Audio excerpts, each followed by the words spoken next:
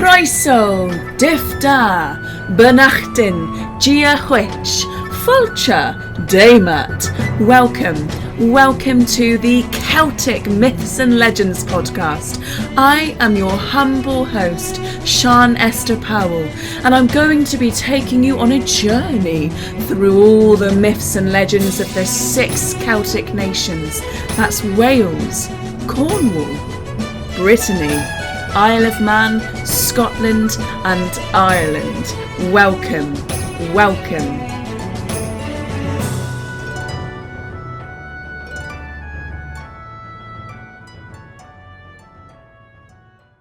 Hello everyone, welcome back to the Celtic Myths and Legends podcast with your host, Sian Esther Powell. Hello. Those of you familiar with the podcast will know that each of the episodes focuses on one of the 6 Celtic nations, and it's always in the same order. It's always in the same cycle, so the very astute of you will know that we are back to Brittany. This is going to be a very interesting episode in that we're kind of going to be a little bit academic in this one. I'm going to put forward a few ideas for you to kind of think on, engage with, and discuss and talk to me about. After this episode is concluded, I would love to hear your thoughts on some of the subjects raised. But before we get into the crux of the episode, I would like for you to do a small little exercise that I promise will become relevant. I want you to ask yourself, why is it that you started listening to my podcast?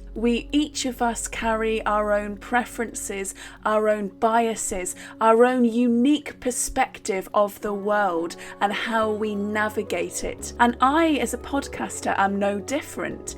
I specifically choose the topics that interest me, all due to my own interests, my own biases. And I want you to ask yourself the same thing. Why is it that you sought out my podcast? And what is it that you are looking for? As complex human beings, there can be no one right or wrong answer for these questions. Why you choose to listen to these stories and why I choose to share them. So, my friends, we are back to Brittany, which is of course the cultural region in the very northwest of France. Much like Cornwall within England, and in fact Breton and Cornish are sister languages, and I suppose you could argue sister cultures.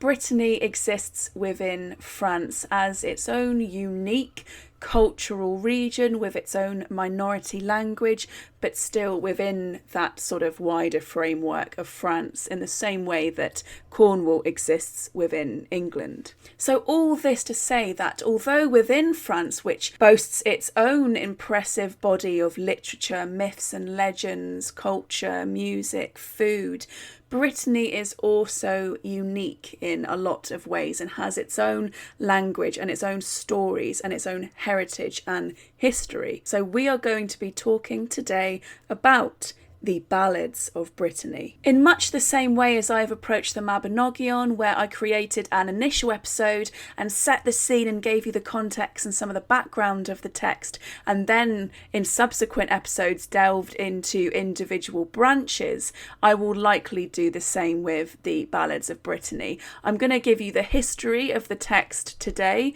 and really kind of set the scene for it and give you some context of when it was first published and some of the thoughts around it, and then in subsequent episodes focused on Brittany, I will then delve a little bit more deeper into the text and kind of highlight some of the individual stories and pieces of folklore and heritage found within. Hello everyone, this is Sian from the future.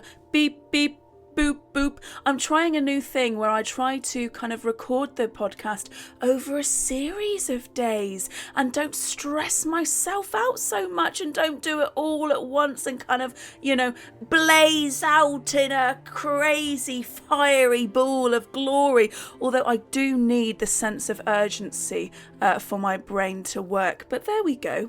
I mean, technically I'm Sian from the present, or if we're going to get very philosophical about it, I'm Sian from the past, because as I'm speaking right now, you're listening to my words and they are becoming the past. This is getting way too much for me. Let's talk about something that I might understand, like folklore and culture. The Barzaz Breiz, or the Ballads of Brittany, is a 19th century collection of Breton folk tales and traditional music by Breton aristocrat and scholar Théodore Hersart de la Villemarqué. Guys, I'm just going to reveal a secret to you right now. I'm not very cultured, so that was probably pronounced horribly wrong. If you're French or Breton, don't bully me. I have thin skin. Who I will refer to as Villemarqué throughout this episode. So there are a series of significant things about this publication. The first that I want to mention is that when it was originally published in 1839, it was published in Breton. The Breton language first, the minority language first, and then it had a French translation. So the focus was on the minority language, which I think is incredibly important. This collection comprised of traditional music, of legends, of song, all of which was presumably collected by Villemarqué from an oral tradition and then put into a written form. This was an incredibly important, and I think still remains, although with some controversies which we will cover, still remains today a very significant resource for Breton culture and heritage and language. But before I delve into some of the controversies surrounding this text, you have to understand that at the time of its publication in 1839, the sort of general attitude at the time was actually quite positive and welcoming of minority languages. There was a certain interest at the time, a romantic interest in the Basque language. So the idea of kind of focusing and elaborating a little bit more on these minority languages and cultures within wider France was actually of interest to a lot of people at the time.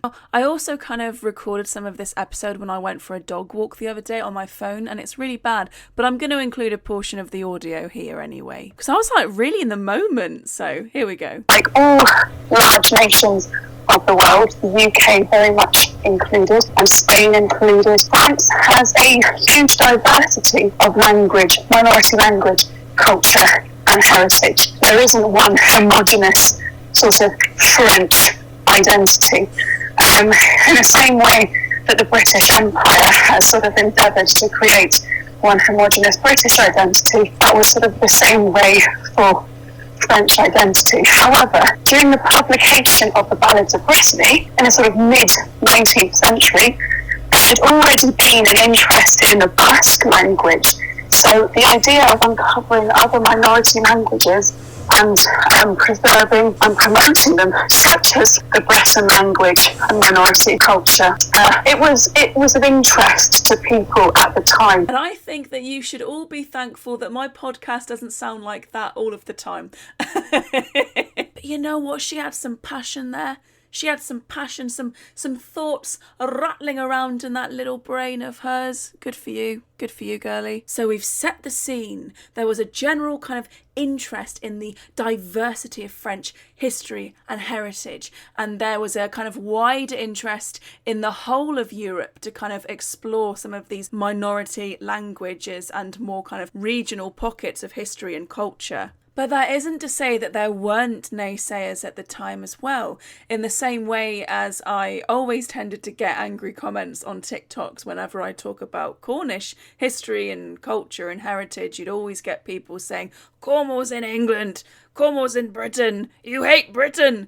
When I just wanted to talk about Cornwall, you know. Cornwall exists within England, but it is also a Celtic nation as well. It is also a minority as well, as nation does not mean country. It's a collection of people kind of held together through culture and language and all sorts of other wonderful, lovely things.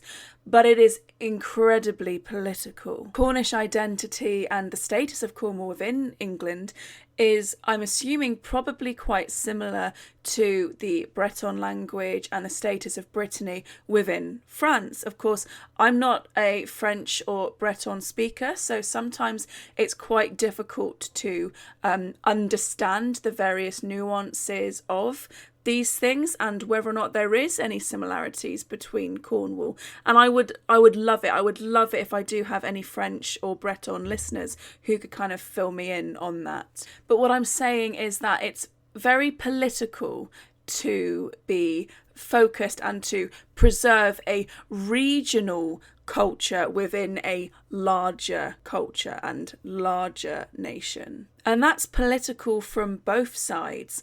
If you'll remember at the start of the episode, I asked you to kind of sit with why you listen to this podcast and kind of, accept the fact that we're all very different, diverse human beings, made up of a multitude of experiences and complex kind of ideologies and what have you. So it's very political to compile a collection of these folk tales and traditions and stories and songs, and it's also very political to kind of go against that. There will be those with a genuine interest in regional history and heritage and culture, and there will be those with a sort of vested interest in the strength and sanctity of empire and homogeneity, whether that truly exists or not. So I just wanted to offer my own thoughts and also accept that I have my own biases and my own lack of understanding, because it is difficult for me as only an English speaker to access some of the French language and Breton language sources and academic discussion about this subject, and also to kind of understand the attitudes from all people. But I'll try my best to sum it up. But I'm relying heavily on my own biases, my own experiences, and my own kind of parallels that I'm drawing with Cornwall. But despite whatever sort of overt political biases or perhaps even agendas that existed around the publication of this text, I'm primarily interested in the discussion on authenticity. So this text was published in 1839. I want you to imagine that, 1839. And there has been a continuous discussion on the authenticity of the text, whether Villemarqué truly captured the authentic stories and songs of the people at the time, or whether he completely made it all up, baby. In large part, the doubts concerning the authenticity of the text stem from its use of the Breton language, its use of the Breton language without any borrowed French words. Now, this was a big argument that was used by François-Marie Luzel. And what's interesting is Luzel was Breton. Luzel was Breton. He himself collected Breton stories. He himself was a defender of Breton culture and heritage. And it was actually at the 1872 Congress of the Breton Association that he made these claims, that he doubted the authenticity of La Villemarqué's text. Now, this was initially not really accepted by the Breton Association, to be honest with you, this argument. And still, the argument itself ensued for another century, or more than a century. You had scholars still kind of doubting the authenticity of the text, or kind of arguing or discussing the authenticity of the Breton songs. And as I said, it was because the use of the language seemed too elegant. There was not enough borrowed French words. It seemed too pretty in a way, too tidied up. I have to rely on sort of English language sources for this. Many of them are on Wikipedia, so please excuse me if I'm just sort of, parroting back Wikipedia stuff. It's just, I'm not a French speaker, so as I've said, it's a bit difficult to kind of engage with some sources that may be written all in French or Breton. In 1989, Donatien Laurent wrote his thesis. He's a linguist, and he wrote his thesis on the Ballads of Brittany, and he claimed that although the language was tidied up and it was kind of changed a little bit by La Villemarqué, that he did collect those stories. Those stories were stories that he had collected from people. So even though he tidied up the language, and he did emphasize and kind of change around bits and bobs, they were stories that he had collected and not just kind of wholesale made up. There's also lots of academic texts that I would love to read, but I can't really afford to get permission for all of them. For example, there's an article called Folk Literature and the Invention of Tradition by Ellen Badoni, sorry if I'm pronouncing that wrong, all about this very subject, and I would love to read it, but I can't get permission. And when searching this and looking at the other kind of articles referenced, so I forgot to say actually, but a lot of these criticisms stemmed from criticisms of James Macpherson, a Scottish folklorist and poet and collector of stories, and he was known for his Ossian Cycle, a collection of epic poems that he had claimed were from ancient Gaelic sources. So a collection of epic Scottish poetry of heroes, sort of like the Scottish version of the Mabinogi type of thing, that kind of calibre of stories. But he had specifically claimed that it was from ancient sources, that he had found some ancient evidence and he had translated it. And the general consensus today is that was a little bit of a fib. That was a little bit of, he was telling porkies, and that actually he probably created the stories himself, which my opinion is, I don't think there's anything wrong with that, but don't lie about it. I think we should be going out and collecting more stories. I think we should be using the past and legends to create more legends and to create stories, because as I always say, storytelling is a wonderful organic living thing like culture. It's living, breathing thing that changes, it evolves, it adapts. So stories can change. You can be inspired by other things, but don't fib about it, don't lie about it. There's a rock giant on one of my local beaches that I would love. Do you know what? I'm not even gonna say I would love to write a story about him. I'm gonna say I will write a story about him. But it's gonna be my story. It's not gonna be some ancient myth about the Porthpean giant.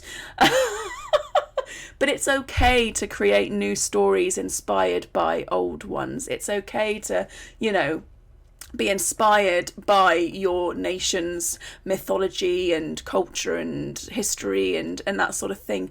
But just don't tell porkies. Okay, so that's one of the biggest sort of controversies in Celtic mythology discourse, is James Macpherson actually writing the Ossian, oh God, I said it earlier, I've forgotten now, cycle of stories himself, instead of his claim of finding an ancient Gaelic text and kind of translating that. So that was kind of rife in people's minds even at the time of discussing the Ballads of Brittany. So the Barzaz Breiz was coming under very similar accusations and very similar criticisms, in that people were saying that Villemarqué had actually comprised it all himself. He had made it all up himself, while claiming that he had collected these stories, he'd actually made it up himself.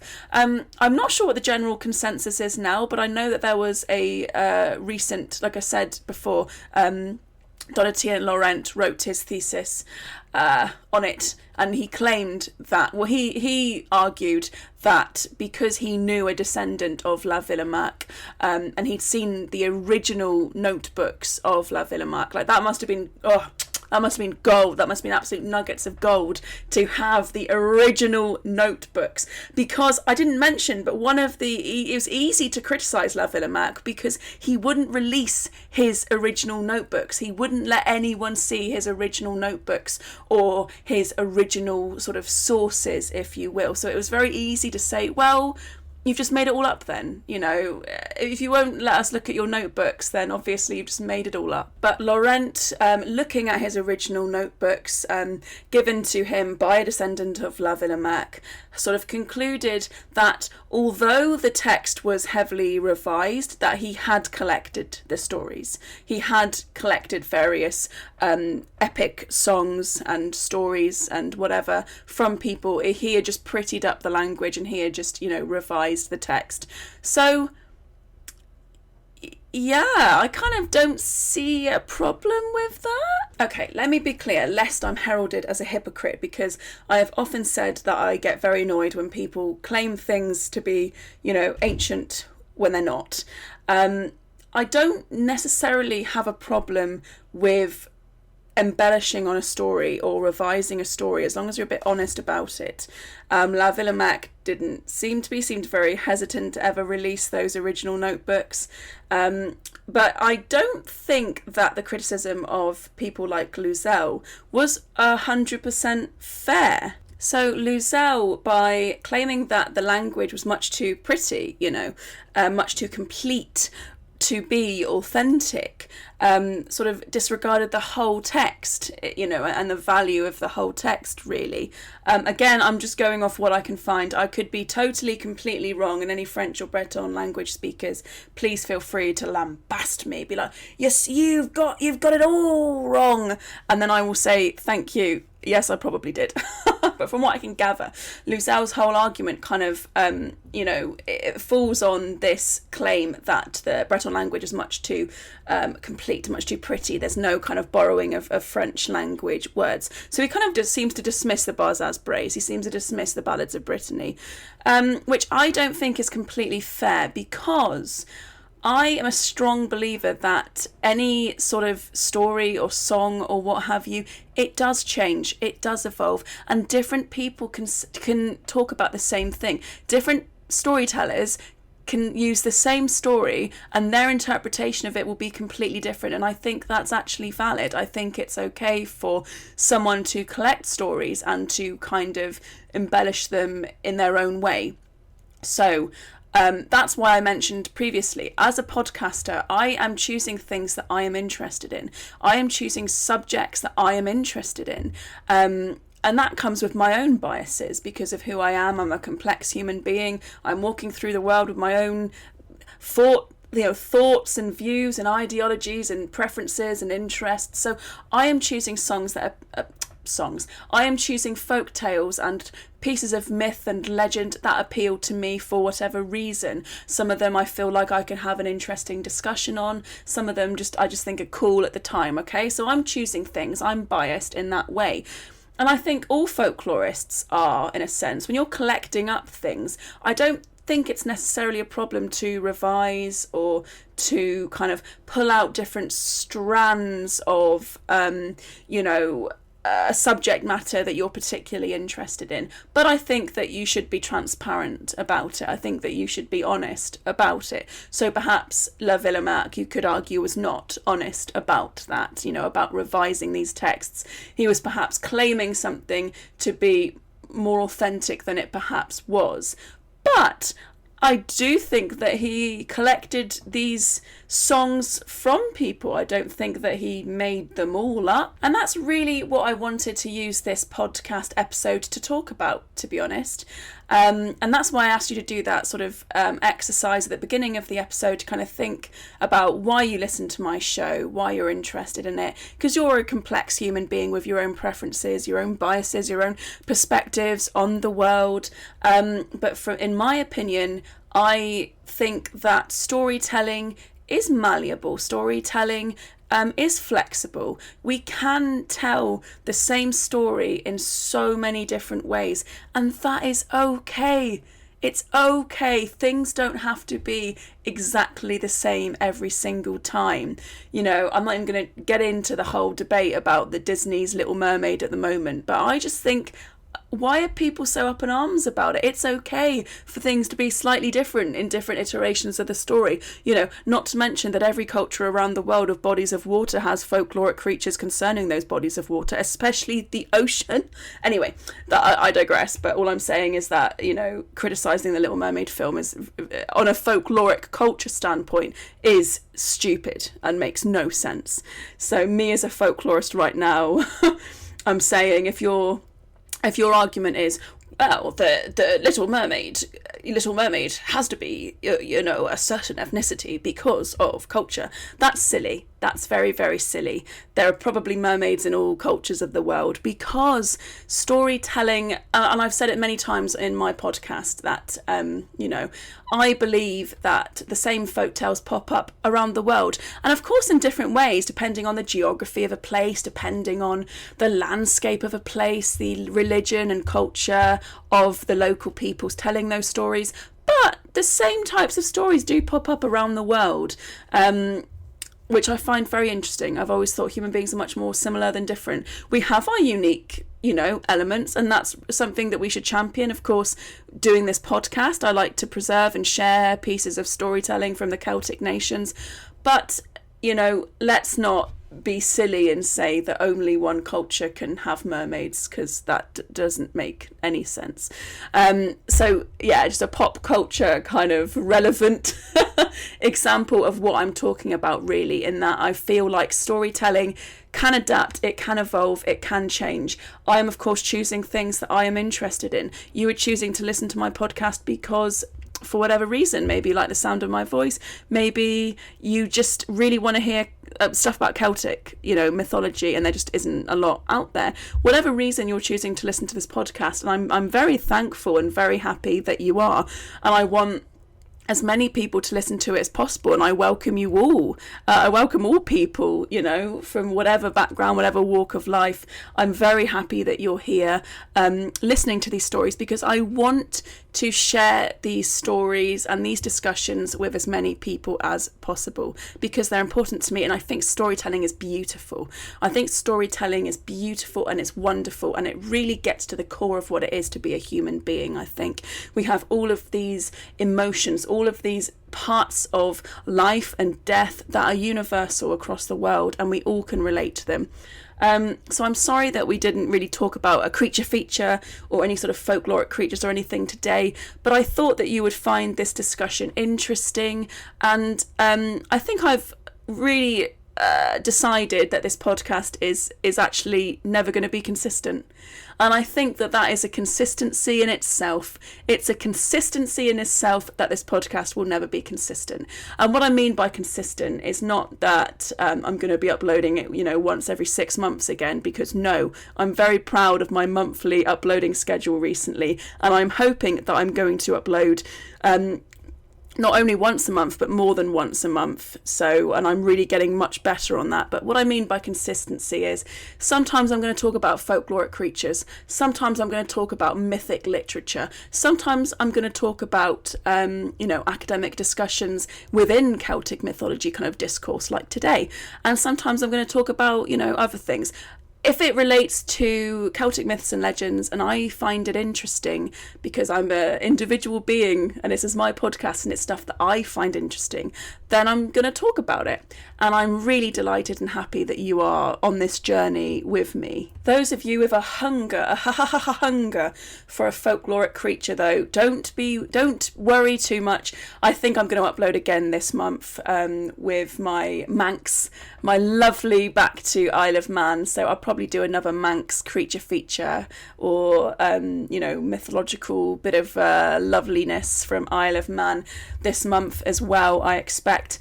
If you are enjoying my podcast, and I'm really thankful for those who send me emails, send me messages, Facebook messages, Instagram messages. It's lovely. It's so lovely. You have no idea what your encouragement and support has meant to me, and actually behind the scenes how much my thinking has changed recently about my podcast and about my goals in life concerning sharing myths and legends and that sort of thing. I'm trying to make it a much more focal part of my life instead of something that I loved and I just sort of shoved to the back burner continuously. So I really have to thank you for being patient, staying with me throughout this podcast. I started in December 2017, guys. It's going to be 6 years in December. That is crazy. I have to thank you all for supporting this podcast.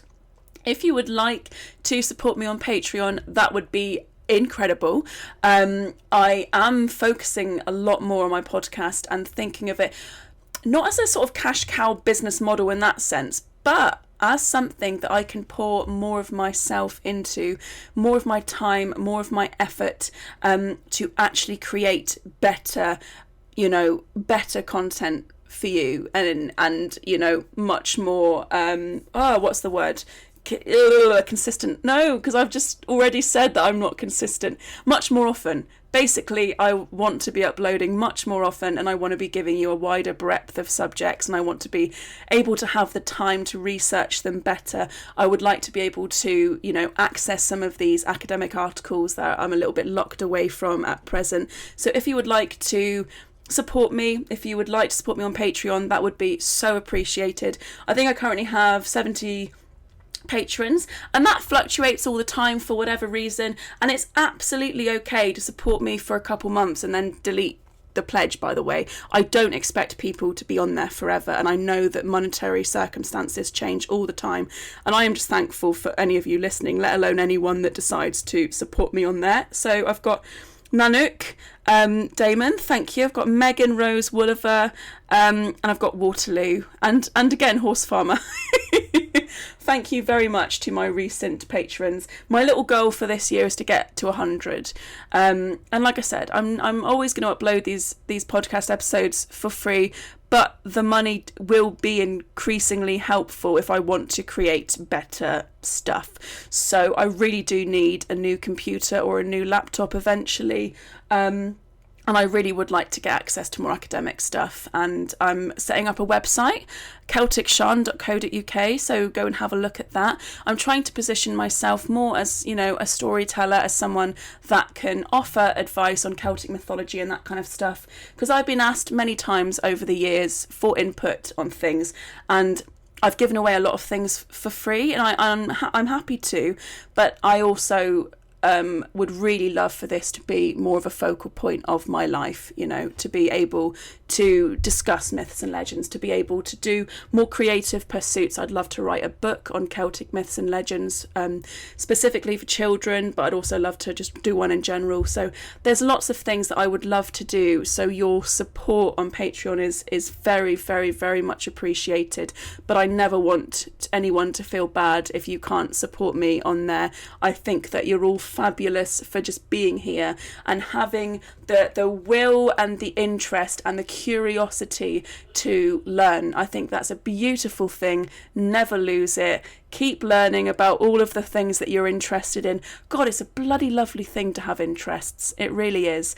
As I said, I am delighted that you're here listening to this podcast and learning something and enjoying something. And if for whatever reason you decide you don't want to continue listening to my show, that's fine too, and I hope that you find something that aligns more with your interests and what you're looking for. Thank you all, and hopefully speak to you again this month when I bring out some lovely Manx goodness.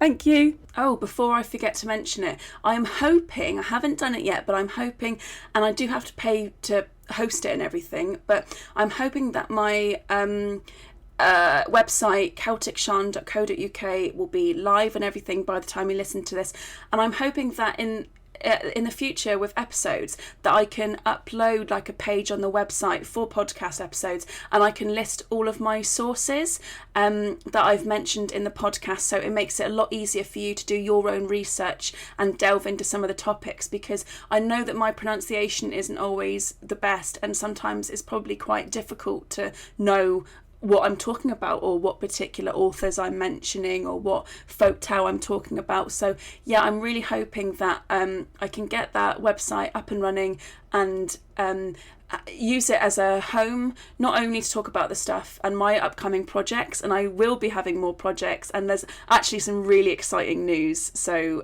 definitely check out that when you can, and hopefully I can get do a mailing list or something. I'm probably getting ahead of myself, to be honest, but anyway, I hope that there is an obvious shift in my podcast this year, because I really do feel like I'm pouring a lot more love and care into it, even though I have had some health issues this year. But yeah, I'm hoping that the website can also be a home for more sources and information on my podcast episodes to make it a bit more easy to access for you as well.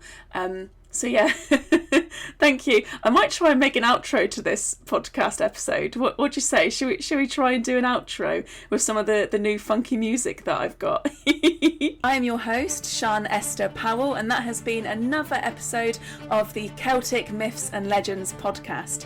If you would like to find it elsewhere on the interwebs, you can also find me on Twitter at Celtic Myths Pod, on Facebook under Celtic Myths and Legends Podcast, on Patreon at Celtic Myths Pod, as well as Instagram at Celtic_Sian, and also CelticSian.co.uk. Thank you, Muraz, Diolch, Tachpalet, Guramahagat, Tragare, Guramayed. Thank you, and speak to you next time. Thank you.